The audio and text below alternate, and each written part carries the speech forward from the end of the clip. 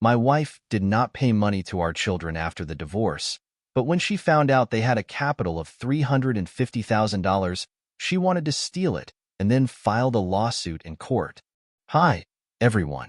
I never thought I'd end up here sharing my story, but I feel like I'm at a crossroads, and writing this out might help me make sense of everything. Let me take you back about 10 years ago when my life took a sharp turn. I was married to Amanda for about 7 years. We had 2 beautiful kids together, Chloe, who's now 16, and Andy, who just turned 14. Back then, I thought we had a good thing going. Amanda was my high school sweetheart, and we had the kind of love story you see in movies. At least that's what I believed. Turns out, I was just one character in Amanda's movie, and the plot twist was brutal. Out of the blue, Amanda announced she wanted a divorce. She claimed we'd grown apart, that she was unhappy, and that it was better for the kids if we split up. I was blindsided. Sure, we had our ups and downs, but doesn't every marriage? I thought we were a team, but Amanda had been planning this for months. She already had a lawyer lined up, a new place rented, and, shockingly, a boyfriend waiting in the wings. Our divorce process was quick, brutal, and emotionally exhausting. Amanda wanted equal custody of Chloe and Andy, which, honestly, I agreed with. Despite everything, she was a good mom to the kids, and they deserved both of us in their lives. We agreed on 50-50 custody and decided to split all their expenses evenly. No alimony, no child support. It seemed fair on paper, but as you'll see, reality had other plans. The first year after the divorce was a whirlwind. Chloe and Andy were still pretty young, so they adapted better than I expected. I made sure their time with me felt like home. We baked cookies, watched movies, and even built a treehouse in the backyard. Amanda seemed to be doing okay too, or so I thought. It wasn't long before I started noticing little things. The kids would come back from Amanda's house with new clothes and toys. At first, I thought she was just spoiling them, but then I started hearing comments like, "Mom says she has to buy us new stuff because you can't afford it." That stung. I wasn't struggling financially, but I wasn't throwing money around either. Amanda, on the other hand, had her boyfriend footing the bill for all kinds of luxuries. It became clear that Amanda was trying to buy the kids' loyalty. She started scheduling extravagant trips during her weeks with them. Theme parks, ski resorts, even a cruise one summer. Meanwhile, I was the boring parent, stuck taking them to soccer practice and helping with homework. As the years went by, Amanda's manipulative side really started to show. Chloe was about 11, and Andy was 9 when she began telling the kids things that weren't true, like how I supposedly didn't want them, or how I was holding her back from providing a better life for them. Chloe, being the more sensitive of the two, started pulling away from me. She'd come over and barely speak, burying herself in her phone or shutting herself in her room. Andy was a little more resilient, but even he started asking questions like, "Dad, why don't you want us to go to private school?" Private school? I'd never even heard of that plan. Turns out Amanda had enrolled them in a fancy private school without consulting me. When I confronted her, she shrugged it off, saying, "It's what's best for them." I didn't think you'd mind. Mind? Of course I minded. Not only was this a massive financial commitment, but it also violated the very agreement we'd made. We were supposed to make decisions together, but Amanda was running the show. After that, I couldn't just let things slide anymore. Amanda's antics were driving a wedge between me and the kids, and I wasn't going to let her rewrite the narrative. I took her to court to enforce our custody agreement and hold her accountable for the private school tuition she'd unilaterally decided on. The courtroom experience was hell. Amanda painted herself as the victim, crying, playing up the single mom angle, and accusing me of being controlling. She even claimed I was neglecting the kids' emotional needs, which couldn't have been further from the truth. I had to sit there, biting my tongue, as she twisted the story to fit her agenda. Thankfully, the judge saw through her act.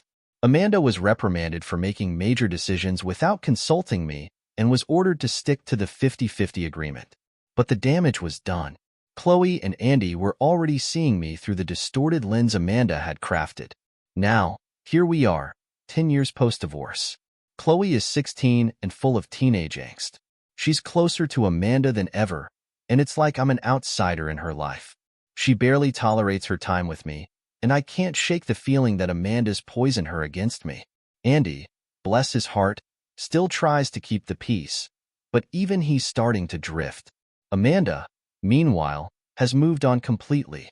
She married her boyfriend, who, by the way, is filthy rich, and they live in a mansion with all the trappings of wealth. The kids adore the lavish lifestyle, and who could blame them?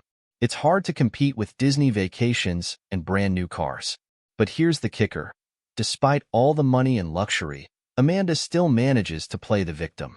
She's constantly telling the kids how hard she works to make ends meet, conveniently leaving out the part where her husband's bankrolling everything. I wish I could tell you there was a happy ending here, but the truth is, I'm still figuring it out. I love Chloe and Andy more than anything, but I feel like I'm fighting a losing battle.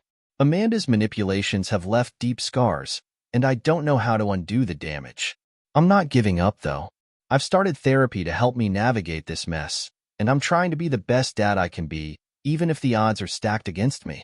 Maybe one day, Chloe and Andy will see the truth. Until then, all I can do is keep showing up for them and hope that my actions speak louder than Amanda's lies. When Amanda and I first found out we were going to be parents, I felt this overwhelming sense of responsibility. It wasn't just the idea of becoming a father. It was the realization that these little lives would depend on me for everything. I made a promise to myself that I would do everything I could to give my kids the best future possible. That's why, even before Chloe was born, I started saving. By the time Andy came along, I had already set up accounts for both of them, putting aside money every year for their futures. Amanda wasn't exactly on the same page about this. She liked to live in the moment, spend freely, and figure out the details later. When I first told her about the accounts, she rolled her eyes and said, "Jack, we're fine. Why are you acting like we're going to be broke?" It wasn't about being broke. It was about being prepared. I wanted to make sure that no matter what happened, Chloe and Andy would have something to fall back on, whether it was for college, starting a business, or just getting a head start in life. After the divorce, I was determined to keep those accounts untouched. Even though Amanda and I were splitting custody and expenses, I didn't trust her to respect the boundaries around the kids' funds. She had a habit of seeing any extra money as fair game for her personal whims, so I made sure the accounts were in my name alone, with the kids as beneficiaries. For years, I quietly contributed to the accounts. I wasn't wealthy by any stretch, but I made sure to put aside a little bit each month. Sometimes it was hard. There were months when unexpected expenses, car repairs, medical bills, you name it, made saving feel impossible. But I'd look at Chloe and Andy and remind myself why I was doing it. I even worked extra hours or picked up freelance gigs to make up the difference. The real trouble started when Chloe turned 14. That was the year Amanda found out just how much money I'd been saving. One evening, after I dropped the kids off at Amanda's house, I got a call from her. I knew it was going to be bad as soon as I heard her tone. "Jack," she snapped. "Why am I just now finding out about these accounts you've been hiding?" "Hiding?" I said, completely thrown off. "Amanda, they're for the kids. I've been saving for them since they were born." "You didn't think I deserved to know?" she demanded. "What kind of father hides money from the mother of his children?" "It's not hidden," I explained. "It's just for them. It's their money." I didn't think it was something that needed to be discussed since it's not part of our joint finances anymore. "Well, I think it's something that needs to be discussed now," she shot back. "Do you have any idea how hard I've been working to give them a good life while you've been stashing money away like some kind of dragon?" I was stunned. Amanda's version of working hard involved leaning on her wealthy husband, Mark, who funded her extravagant lifestyle. She didn't need to worry about bills or day-to-day expenses, and yet here she was, acting like I'd been hoarding the kids' inheritance. The conversation spiraled from there. Amanda accused me of being secretive, of trying to make her look bad in front of the kids, and, most absurdly, of planning to use the money to control them when they turned 18. It was insane, but Amanda had a way of twisting the truth until it almost sounded plausible. Not long after that phone call, Chloe started acting strangely. She'd been distant before, thanks to Amanda's influence, but now it felt like she was angry at me for something. One night, she finally let it slip. "Mom says you're keeping secrets from us," she blurted out during dinner. I put down my fork and looked at her. What are you talking about?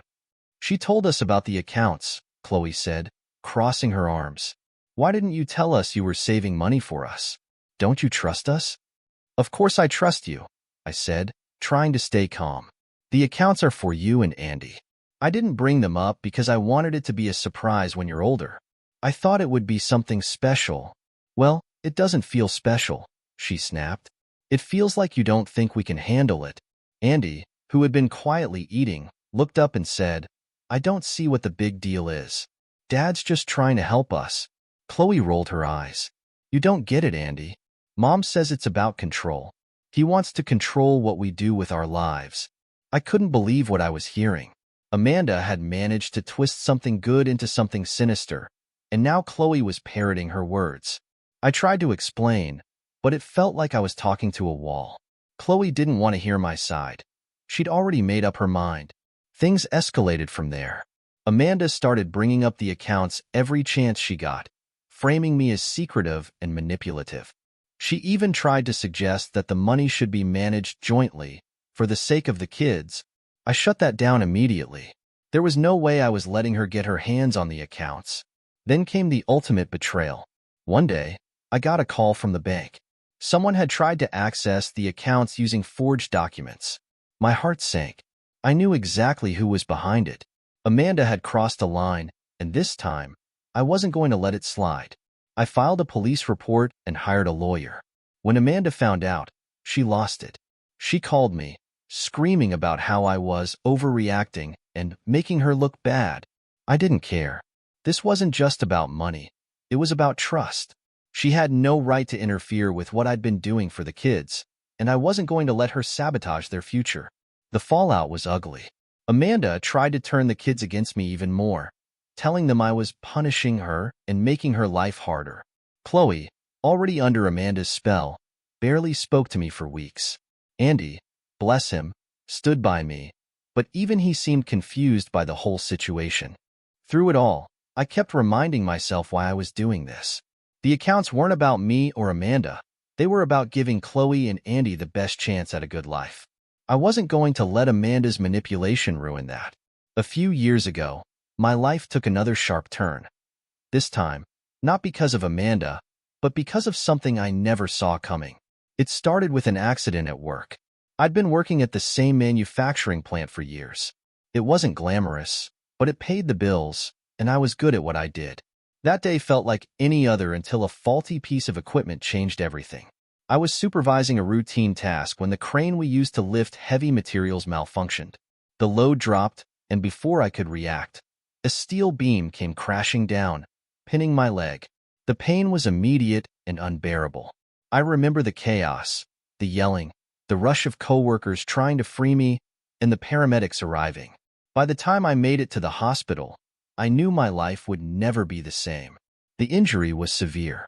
My leg was shattered in multiple places, and I needed surgery to even have a chance at walking again. The recovery was grueling.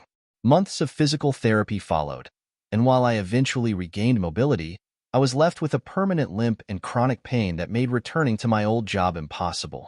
I felt like I'd lost a part of myself. Around this time, my legal team stepped in. The accident had been caused by negligence. The company knew the equipment was faulty but hadn't bothered to fix it. I filed a lawsuit, not because I wanted to, but because I needed to. I had to think about the future, not just for me but for Chloe and Andy. After nearly 2 years of legal battles, I was awarded $250,000 in compensation. It was a bittersweet victory. The money was a godsend, but it didn't erase what I'd lost. I could no longer provide for my kids the way I used to, and that weighed heavily on me. Still, I knew I had to make the most of this opportunity. I decided to put the majority of the settlement into Chloe and Andy's accounts. I wasn't about to let the money sit idle or get wasted on fleeting comforts. This was about securing their futures. By the time the accounts were updated, they had grown into something substantial, more than I ever imagined being able to save for them. Around the same time, another unexpected windfall came my way. My Aunt Margaret, who had been like a second mother to me growing up, passed away. She was an extraordinary woman, fiercely independent, full of life, and always looking out for her family. Margaret didn't have kids of her own, So she doted on me and my siblings when we were younger. Her passing hit me hard. I hadn't seen her as much as I should have in recent years, and the guilt of that was something I carried. When her will was read, I was shocked to learn that she had left me $150,000. I had no idea she had saved so much over the years. Margaret had always been frugal, living modestly and never indulging in luxuries. I realized that her careful saving was her way of ensuring the people she loved would be taken care of even after she was gone. I decided to honor her legacy by putting the inheritance into the kids' accounts as well. It felt like the right thing to do. Margaret always believed in planning for the future, and I knew she would have wanted Chloe and Andy to benefit from her hard work. Of course, Amanda found out about the money. She always found out. This time, it was through Chloe. I'd made the mistake of telling her about the accounts during one of our rare heart-to-heart conversations, thinking it might bridge the gap between us. She was excited, asking questions about how much was in the accounts and what she could use it for one day. I should have known she'd run straight to Amanda with the information. Not long after, Amanda confronted me. "Why am I just now hearing about all this money?" she demanded during one of our custody exchanges. "It's for the kids," I said firmly. "You know I've been saving for them." "But this isn't just saving," she shot back. "This is serious money. Don't you think I should have a say in how it's managed?" I stared at her, trying to keep my temper in check. "Amanda, the accounts are for Chloe and Andy. It's not about us. It's about giving them a good start in life." "Well, maybe they'd have a better start if you use some of that money now," she said. "What about private tutors? Better extracurriculars? You're just letting it sit there while they could be benefiting from it." I knew where this was going. Amanda wasn't interested in tutors or extracurriculars. She wanted access to the accounts for her own reasons, and I wasn't about to let that happen. "The money stays where it is," I said firmly. Amanda didn't take that well. She started making snide comments to the kids, planting seeds of doubt in their minds. Chloe, who was already distant, became even more cold toward me. "Why don't you trust Mom?" she asked one day. "She just wants what's best for us." "It's not about trust," I tried to explain. "It's about making sure the money is there for you when you need it most." But Chloe didn't see it that way. She was a teenager, and Amanda had a way of making her perspective seem like the only one that mattered. Andy, on the other hand, seemed to understand. He didn't say much, but he gave me a quiet nod whenever the topic came up, like he knew I was doing the right thing. Then things took an even darker turn. I started noticing strange activity on my bank account. Transfers I hadn't authorized, small amounts at first but growing larger over time. When I dug into it, I discovered someone had tried to access the kids' accounts as well. I was furious and terrified. The accounts were supposed to be secure, and yet someone had found a way in. I immediately reported the activity to the bank and froze the accounts. An investigation revealed that Amanda had been trying to access the funds using forged documents. I couldn't believe it. She had crossed every line imaginable, and I knew I couldn't let it slide. I confronted her, and she didn't even bother denying it. "I was just trying to make sure the money was being used properly," she said, as if that justified what she'd done. "That money isn't yours to touch," I said, my voice shaking with anger. "You have no right." Her expression hardened. "You're making this harder than it needs to be, Jack. Don't forget, the kids are watching. Do you really want to be the bad guy in their eyes?" It was a threat, plain and simple. Amanda knew how to manipulate the kids, and she wasn't above using them to get what she wanted. But this time, I wasn't backing down. I filed a police report and took her back to court, determined to protect what I'd built for Chloe and Andy. The legal battle was exhausting, but I refused to give up. The accounts were secured, and Amanda was warned to stay away from them. Still, the damage to my relationship with Chloe was undeniable. She didn't understand why I'd taken such a hard line, and Amanda made sure to fuel her resentment. When Amanda married Mark, I'll admit, I was skeptical. Mark was flashy, always wearing designer suits, driving luxury cars, and throwing money around like it grew on trees. He came off as the kind of guy who measured success in dollar signs and expensive gadgets. But hey, I wasn't Amanda's husband anymore, and as long as he treated Chloe and Andy well, I figured it wasn't my business. At first, things seemed fine. Amanda and Mark moved into this massive house in a gated community. The place looked like something out of a magazine. High ceilings, marble floors, a backyard pool. Chloe and Andy were dazzled. Every time they came back from Amanda's, it was all, "Mark bought us this," or "We went to this amazing restaurant." I won't lie, it stung a little. I couldn't compete with that kind of lifestyle. Then, out of nowhere, Amanda and Mark decided to expand their family. Amanda was over the moon, telling everyone how excited she was to be starting fresh with Mark. A few months later, they welcomed their first child together, a boy named Caleb. Not long after, their second child, Ella, followed.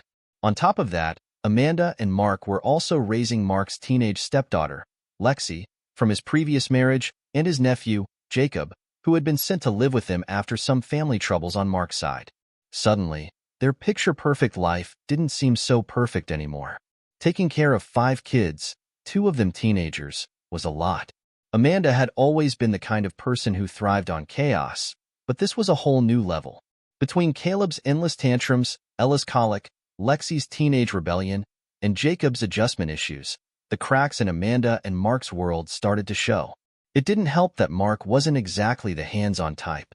He worked long hours running his real estate business, leaving Amanda to juggle the kids and household on her own. She tried to maintain the facade of having it all together, but I could tell she was struggling. The first real sign of trouble came when Chloe mentioned that Amanda had been stressed about money. "Mom says Mark's business isn't doing as well as it used to," she said casually one night. "She's been trying to cut back on stuff." Cut back? Amanda? That didn't sound like her at all. For years, she'd been living like money was no object, buying new clothes every week, booking luxury vacations, the works. I figured it was just a rough patch, but over the next few months, things got worse. One day, Chloe came to me in tears. "Dad, Mom's been really upset lately," she said. "She and Mark keep fighting about money. She says we might have to move." Move? I tried not to let my surprise show. "Did she say why?" Chloe shrugged, wiping her eyes. "She just said they're behind on some bills." "I don't understand.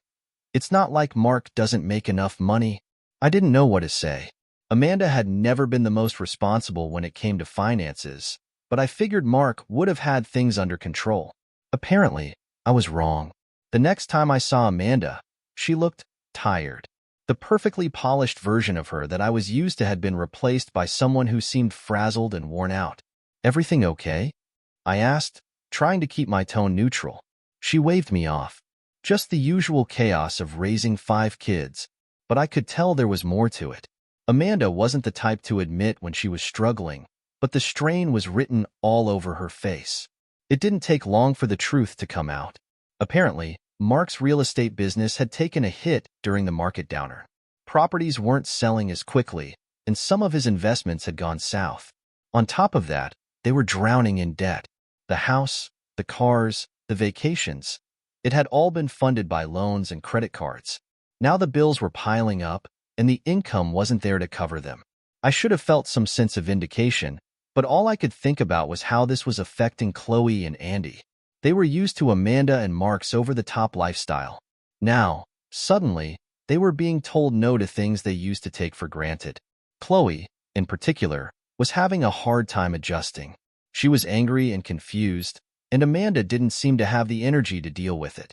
Then came the biggest bombshell of all. Amanda called me one evening, her voice shaky. "Jack, I need your help," she said. I was stunned. Amanda never asked for help, especially not from me. "What's going on?" I asked cautiously.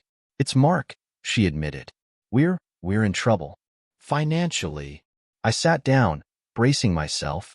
"What kind of trouble?" She hesitated before answering. "We're behind on the mortgage.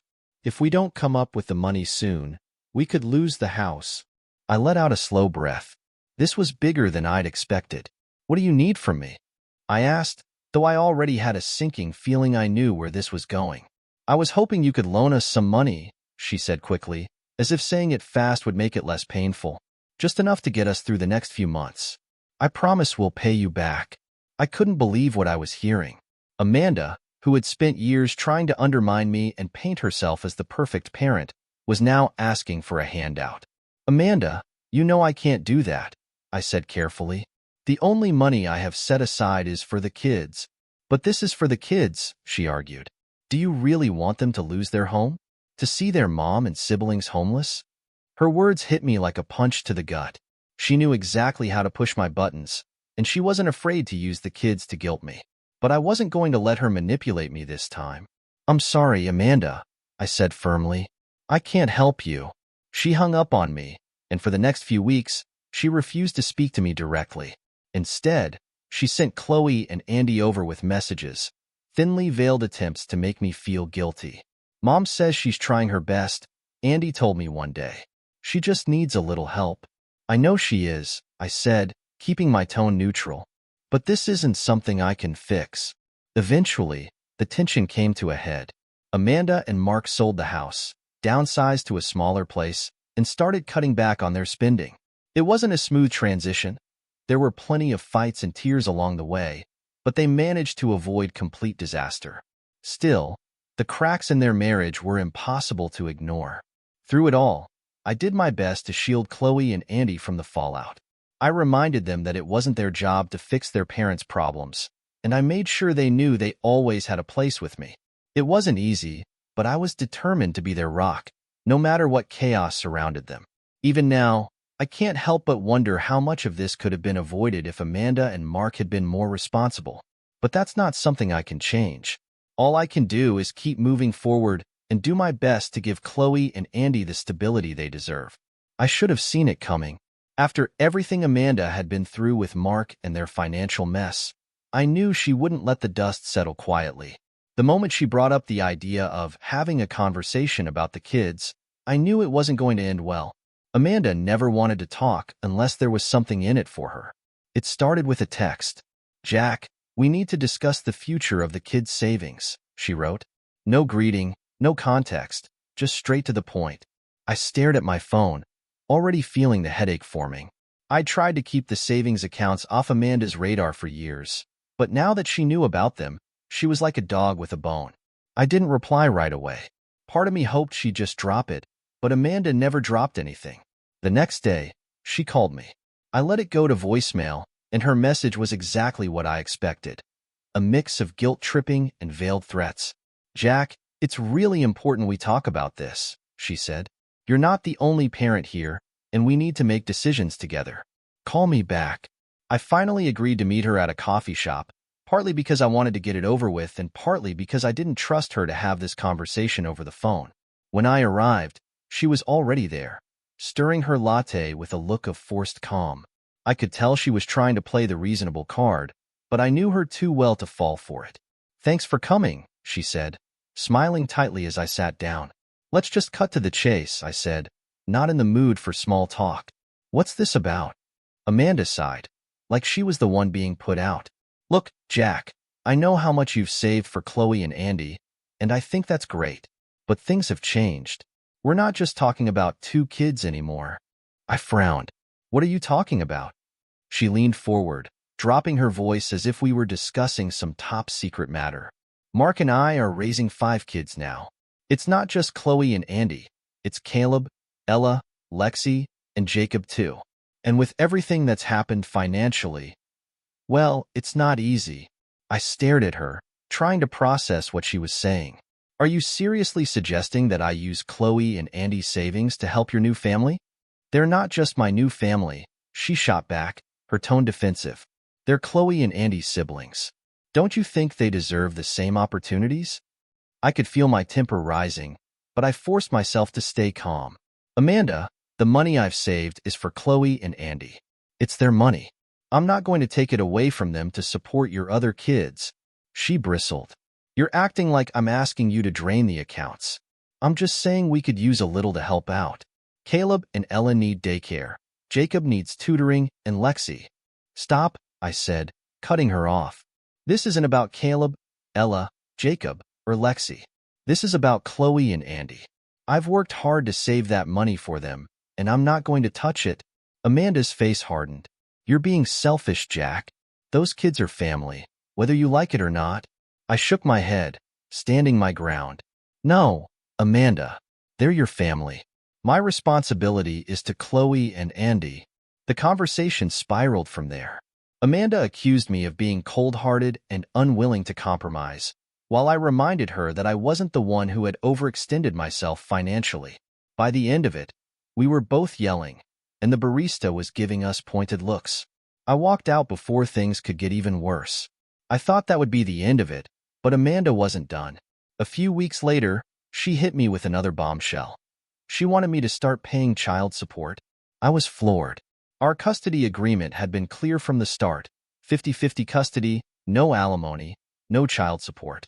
We each contributed equally to the kids' expenses, and that arrangement had worked for years. But now, Amanda was claiming it wasn't enough. "Jack, things are different now," she said over the phone. "Mark and I are doing everything we can, but we're drowning. You make more than I do, and it's not fair that I'm carrying more of the financial burden." I couldn't believe what I was hearing. "Amanda, you're the one who decided to have more kids. That's not my responsibility." "It's not just about the other kids," she argued. "It's about Chloe and Andy too. They spend more time at my house, and I'm the one paying for most of their extracurriculars." "That's not true, and you know it," I shot back. "I've always paid my share," she sighed, her voice taking on that familiar, condescending tone. "Jack, this isn't about what's fair to you. It's about what's fair to the kids." I wanted to scream. Amanda had a way of twisting things to make herself look like the victim, and it drove me crazy. "We have a custody agreement," I said firmly. "If you want to change it, you'll have to take me to court." And that's exactly what she did. The court battle was brutal. Amanda pulled out all the stops, painting herself as the struggling mother, just trying to do right by her kids, while I was the heartless ex who refused to help. She brought up the kids' savings accounts, trying to frame me as someone who cared more about money than their well-being. I had to sit there and listen as she twisted the truth, all while trying to keep my composure. My lawyer, thankfully, was sharp and managed to poke holes in Amanda's arguments. We presented evidence of my contributions over the years: receipts for school supplies, sports fees, and countless other expenses. We also highlighted the fact that Amanda and Mark's financial troubles were a result of their own poor decisions, not mine. In the end, the judge sided with me. The custody agreement remained unchanged, and Amanda's request for child support was denied. I should have felt relieved, but all I felt was exhaustion. The whole ordeal had taken a toll on me, and I couldn't shake the feeling that this wasn't over. Sure enough, Amanda didn't take the ruling well. She started using the kids as pawns, making snide comments about me in front of them and trying to turn them against me. "Your dad doesn't care about us," she told Chloe one day. "He only thinks about himself." It broke my heart to see the effect her words had on Chloe and Andy. They were caught in the middle of a battle they didn't ask for, and I hated that they were being dragged into it. I tried to counter Amanda's narrative by showing them through my actions that I was always there for them, but the damage was already done. Even now, I can't wrap my head around Amanda's audacity. She wanted to raid the kids' savings to clean up her own mess, and when I refused, she tried to punish me for it. It's like she's forgotten what it means to put the kids first. But no matter what Amanda does, I'll keep fighting for Chloe and Andy. They're the reason I do what I do, and I won't let anyone, including Amanda, take that away. I thought the worst of it was behind me after Amanda's failed attempts to access Chloe and Andy's savings accounts. But Amanda and Mark weren't done yet. The financial pressures on their end must have been mounting because the lengths they went to next were something I never could have imagined. It all started when Chloe and Andy came home from Amanda's one evening, unusually quiet.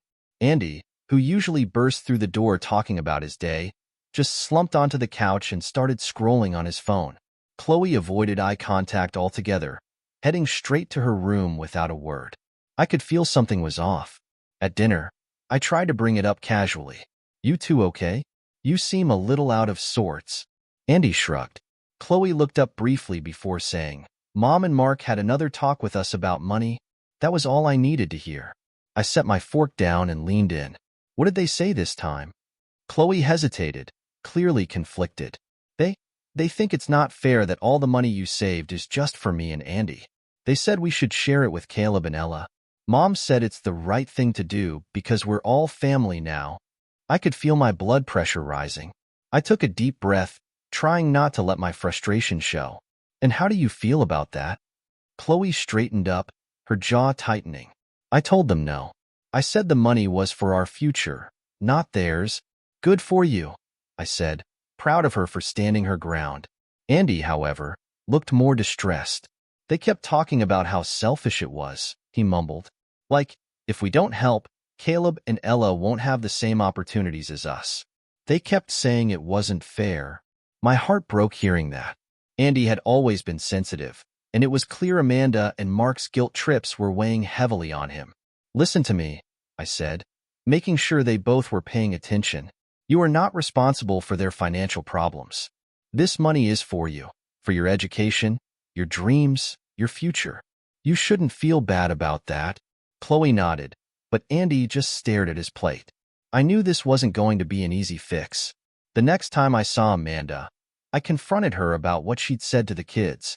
We were at her doorstep during a custody exchange, and I didn't even wait to step inside. What the hell are you doing? I snapped. You're putting pressure on Chloe and Andy to solve your problems now? Amanda crossed her arms, her expression hard. I'm teaching them about family values. Something you clearly don't understand. Family values? I scoffed. You're trying to guilt our kids into giving up their future because you and Mark can't manage your finances. That's not family values. That's manipulation. Amanda's voice rose. We're in this situation because you refuse to help. If you just agreed to contribute, we wouldn't be having this problem.